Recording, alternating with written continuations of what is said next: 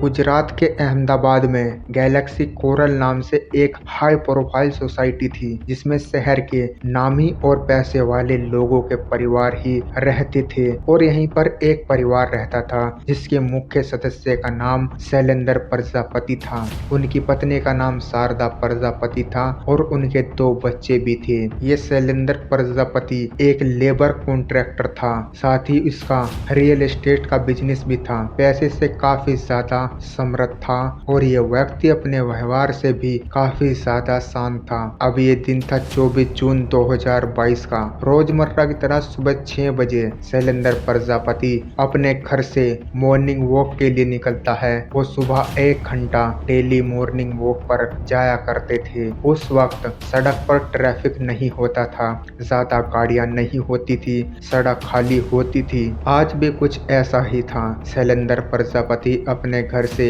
कुछ ही दूरी पर गए थे, लेकिन तभी पीछे से एक पिकअप ट्रक आता है जो उन्हें हिट कर देता है। ये टक्कर इतनी जोरदार थी कि शैलेंद्र प्रजापति कई फुट दूर जाकर गिरते हैं। उन्हें बहुत ज्यादा चोट आती है। आसपास घूम रहे कुछ लोग उन्हें देखते हैं और एम्बुलेंस को कॉल करके जल्द ही उन्हें हॉस्पिटल ले जाया जाता है। लेकिन जब तक वो हॉस्पिटल पहुंचते हैं तब तक उनकी मौत हो चुकी थी। हॉस्पिटल से पुलिस को भी कॉल कर दिया जाता है। पुलिस भी हॉस्पिटल में पहुंचकर अपनी शुरुआती छानबीन करना शुरू कर देती है। जो लोग उन्हें हॉस्पिटल लेकर आए थे उनसे बात करने पर मालूम चलता है कि वो रोड के साइड में वॉक कर रहे थे। तभी एक पिकअप ट्रक आया और उसने इनको टक्कर मार दी, जिस कारण से इनकी मृत्यु हो गई। शैलेंद्र प्रजापति के परिवार को भी इसकी सूचना दे दी जाती है। वो भी हॉस्पिटल में आ जाते हैं। फॉर्मेलिटीज कंप्लीट करने के बाद शैलेंद्र प्रजापति की बॉडी परिवार को सौंप दी जाती है, क्योंकि एक एक्सीडेंट का सीधा सा केस लग रहा था। तो पुलिस यहाँ पर केस दायर करके और फैमिली को घर जाने के लिए बोल देती है। इस केस पर कोई खास जांच पुलिस नहीं करती और अक्सर पुलिस ऐसा ही करती है। इस तरह के केसेस पर ज्यादा ध्यान नहीं दिया जाता। अब सारी प्रक्रिया पूरी होने के बाद शैलेंद्र प्रजापति का अंतिम संस्कार कर दिया जाता है। अब जिस जगह पर शैलेंद्र प्रजापति का ये एक्सीडेंट हुआ था वहां आसपास काफी सीसीटीवी कैमरे भी लगे हुए थे और उन्हीं में से किसी कैमरे में ये पूरा हादसा रिकॉर्ड हो गया था। तो इसकी जो फुटेज थी वो किसी ने सोशल मीडिया पर वायरल कर दी और ये फुटेज इतना ज्यादा वायरल हो जाता है कि पुलिस के कुछ बड़े अधिकारी तक भी ये वीडियो देखते हैं। दरअसल इस वीडियो में एक चीज देखने को मिलती है कि शैलेंद्र प्रजापति रोड के बिल्कुल साइड में वॉक कर रहे थे। पूरी सड़क खाली पड़ी हुई थी। पीछे से एक पिकअप ट्रक आता है और अचानक से उसकी रफ्तार बढ़ती है और वो सीधा शैलेंद्र प्रजापति को हिट कर देता है। देखने से ऐसा लग रहा था कि कोई एक्सीडेंट नहीं था, क्योंकि पूरा रोड खाली था। अगर वो पिकअप ट्रक चाहता तो रोड पर दूसरी साइड से भी जा सकता था, लेकिन उसने जानबूझकर शैलेंद्र प्रजापति को हिट किया था। और क्योंकि ये वीडियो सोशल मीडिया पर वायरल हुआ था, पुलिस के अधिकारियों तक भी पहुंच गया था और देखने से ही मालूम चल रहा था कि ये एक्सीडेंट नहीं है, बल्कि एक प्लान की गई हत्या हो सकती है। इसलिए पुलिस के जो अधिकारी हैं वो इसकी जांच के आदेश देते हैं और एक जांच टीम का गठन करके इस केस की कार्रवाई शुरू कर दी जाती है। अब पुलिस सबसे पहले उस रोड पर लगे सभी सीसीटीवी कैमरों की उस दिन की पूरी फुटेज कलेक्ट करती है, जहां से पुलिस को मालूम चलता है कि जिस वक्त शैलेंद्र प्रजापति अपने घर से निकले उसी वक्त एक व्यक्ति उनका पीछा कर रहा था। यह व्यक्ति कुछ दूरी तक उनके पीछे पीछे आता है। उसके बाद यह व्यक्ति साइड में खड़े हुए एक पिकअप ट्रक में जाकर बैठ जाता है और अगले सीसीटीवी कैमरे में देखने को मिलता है कि वही पिकअप ट्रक शैलेंद्र प्रजापति को हिट करता है। यहाँ से ये क्लियर हो रहा था कि जो व्यक्ति शैलेंद्र प्रजापति का पीछा कर रहा था उसने पहले शैलेंद्र प्रजापति की रेकी की। उसके बाद वो पिकअप ट्रक में बैठा और उस पिकअप ट्रक से जानबूझकर शैलेंद्र प्रजापति को टक्कर मारी गई। यानी कि सीधा सीधा ये एक हत्या का मामला था। इसी के चलते पुलिस की टीम शैलेंद्र प्रजापति के घर जाती है। उनके परिवार वालों से, उनकी पत्नी से, सभी से बात होती है कि शैलेंद्र प्रजापति प्रजापति एक बिजनेसमैन थे। अच्छा खासा उनका व्यापार था। किसी से पैसों को लेकर कोई दुश्मनी हो सकती थी या फिर किसी से कोई विवाद हो सकता था, इस तरह की पूछताछ की जाती है। लेकिन शैलेंद्र प्रजापति का परिवार कहता है कि शैलेंद्र बहुत ही शांत स्वभाव के आदमी थे। उनकी किसी से पैसों को लेकर कोई विवाद नहीं था और न ही किसी से कोई दुश्मनी थी। तो यहाँ पर पुलिस के हाथ कुछ भी नहीं लगता और इसी के चलते पुलिस यहाँ पर शैलेंद्र प्रजापति की CDR निकलवाती है, यानी कि कॉल डाटा निकलवाई जाती है। उसे चेक करना शुरू किया जाता है। अब क्योंकि शैलेंद्र प्रजापति का एक बिजनेसमैन थे, वो रियल एस्टेट का बिजनेस भी करते थे, बहुत लोगों से उनकी डेली बात होती थी, तो पुलिस धीरे धीरे सभी नंबरों को एनालाइज करना शुरू कर देती है। यहाँ पर काफी टाइम लगता है, लेकिन यहाँ पर पुलिस को मालूम चलता है कि एक व्यक्ति से शैलेंद्र प्रजापति पहले काफी बातें करते थे और पिछले 2 या 3 महीनों से उस नंबर पर शैलेंद्र प्रजापति ने बिल्कुल भी कॉल नहीं किया और यह व्यक्ति कोई अननोन नहीं बल्कि शैलेंद्र प्रजापति का बिजनेस पार्टनर नितिन प्रजापति था। अब पुलिस को थोड़ा सा डाउट इस बात पर जाता है कि एक बिजनेस पार्टनर, इससे पहले शैलेंद्र प्रजापति लगातार बात करते थे,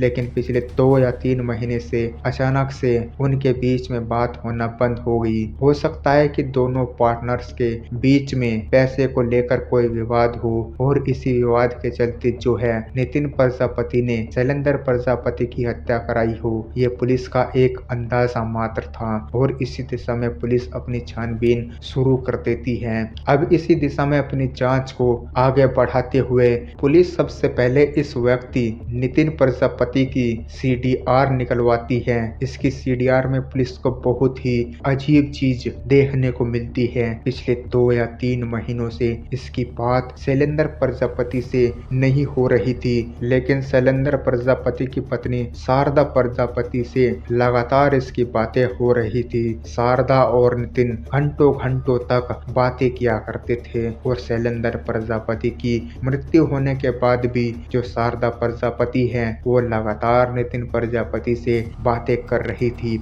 यहाँ पर पुलिस को कुछ खटकता है और इसी दिशा में पुलिस शैलेंद्र प्रजापति के घर के आसपास रहने वाले लोगों से बात करती है, तो पुलिस को मालूम चलता है कि शैलेंद्र की पत्नी शारदा और शैलेंद्र के बिजनेस पार्टनर नितिन के बीच में अवैध संबंध है। जब भी शैलेंद्र बाहर हुआ करता था तो नितिन घर में आता था और अक्सर जो शैलेंद्र प्रजापति की पत्नी शारदा है वो नितिन के साथ हंस हंस कर बातें करती थी। यहाँ पर पुलिस को एक दिशा मिल चुकी थी और इसी के आधार पर पुलिस यहाँ पर नितिन प्रजापति को अरेस्ट कर लेती है। जब थोड़ा सख्ती से उसके साथ पूछताछ होती है, कॉल के एविडेंस उसके सामने रखे जाते हैं जिसमें वो शारदा के साथ घंटों तक बातें कर रहा था, तो वह कबूल लेता है कि उसका और शैलेंद्र प्रजापति की पत्नी शारदा के बीच में अवैध संबंध है। पिछले कई सालों से ये दोनों एक दूसरे से प्यार करते हैं और शैलेंद्र प्रजापति की हत्या भी नितिन और शैलेंद्र की पत्नी शारदा ने ही कराई है। पूरा केस यहाँ पर खुल चुका था। नितिन ने एक्सेप्ट कर लिया था कि शैलेंद्र की हत्या उसी ने कराई है और इसमें शैलेंद्र की पत्नी शारदा ने भी पूरा रोल निभाया था, इसलिए पुलिस शारदा को भी अरेस्ट कर लेती है और यहाँ से पूरी कहानी बाहर आती है। दरअसल जो नितिन है वो शैलेंद्र प्रजापति का बिजनेस पार्टनर होने के साथ साथ उसका करीबी दोस्त भी था और इसी के चलते नितिन अक्सर शैलेंद्र के घर आया जाया करता था और इसी दौरान उसकी मुलाकात कुछ साल पहले शैलेंद्र की पत्नी शारदा से हो जाती है। इन दोनों में दोस्ती हो जाती है और ये दोस्ती जल्द ही प्यार का रूप लेती है और इसी के चलते अक्सर जो नितिन है वो शारदा से मिलने के लिए उसके घर आया करता था और वो तभी घर आता था जिस वक्त शैलेंद्र घर पर नहीं होता था। लेकिन ऐसी बातें ज्यादा दिनों तक छिपती नहीं है। शैलेंद्र को धीरे धीरे कहीं से मालूम चलता है कि उसकी पत्नी शारदा और उसके दोस्त नितिन में कुछ चल रहा है। उसने अपने लेवल पर थोड़ी छानबीन की तो ये चीज वेरीफाई हो गई। उसने अपनी पत्नी शारदा का मोबाइल चेक किया तो उसे मालूम चला कि वो घंटों तक नितिन के साथ बातें करती थी। व्हाट्सएप चैट उसने देख ली थी और इन सभी के आधार पर उसने अपनी पत्नी से इस बात के बारे में पूछा, लेकिन लेकिन शारदा ने अपने पति शैलेंद्र से कहा कि ऐसा कुछ नहीं है, वो नितिन को केवल दोस्त मानती है और इसी के चलते वो उसके साथ बातें करती है, बाकी कुछ भी अजीब नहीं है। अब हालांकि शैलेंद्र प्रजापति को कुछ ना कुछ शक तो हो गया था, लेकिन बिना एविडेंस के वो उस बात को प्रूफ नहीं कर सकता था। उसे ये भी मालूम चलता है कि उसकी गैर हाजिरी में अक्सर नितिन घर आता था। इसी के चलते शैलेंद्र प्रजापति अपने बेडरूम में एक हिडन कैमरा लगा देता है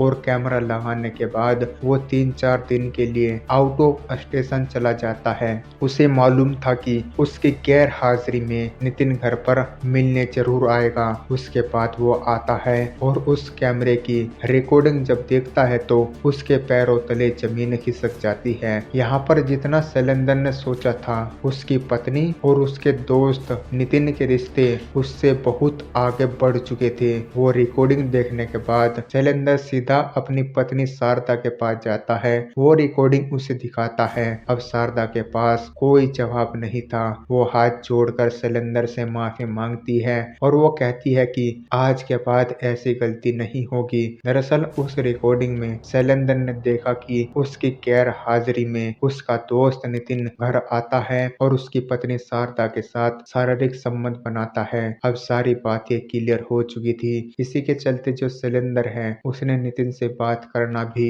बंद कर दिया था। उसके साथ जो भी उसकी बिजनेस डील थी वो भी उसने बंद कर दी थी और पिछले 2-3 महीनों से वो नितिन के साथ बात नहीं कर रहा था। शैलेंद्र को लग रहा था कि शायद उसकी पत्नी अब सुधर जाएगी, क्योंकि उसने पूरे एविडेंस के साथ उसे पकड़ा था, लेकिन कुछ भी नहीं होने वाला था। दरअसल जो शारदा है उसने नितिन को सारी बातें बताई कि शैलेंद्र के पास उसकी रिकॉर्डिंग है, उसने हिडन कैमरा लगाया था और अब वे दोनों आपस में मिल नहीं पाएंगे और अब ये रिश्ता यहीं पर खत्म करना होगा। लेकिन शारदा और नितिन दोनों के अंदर हवस की आग जल रही थी। इसके चलते ये दोनों मिलकर एक खौफनाक प्लान बनाते हैं और वे शैलेंद्र को ही रास्ते से हटाने का प्लान बना लेते हैं। इसी के चलते जो नितिन है वो एक सुपारी किलर को हायर करता है जिसका नाम यासीन अंसारी था। ये उसे 1 लाख रुपए देने का वादा करता है, लेकिन ये साथ ही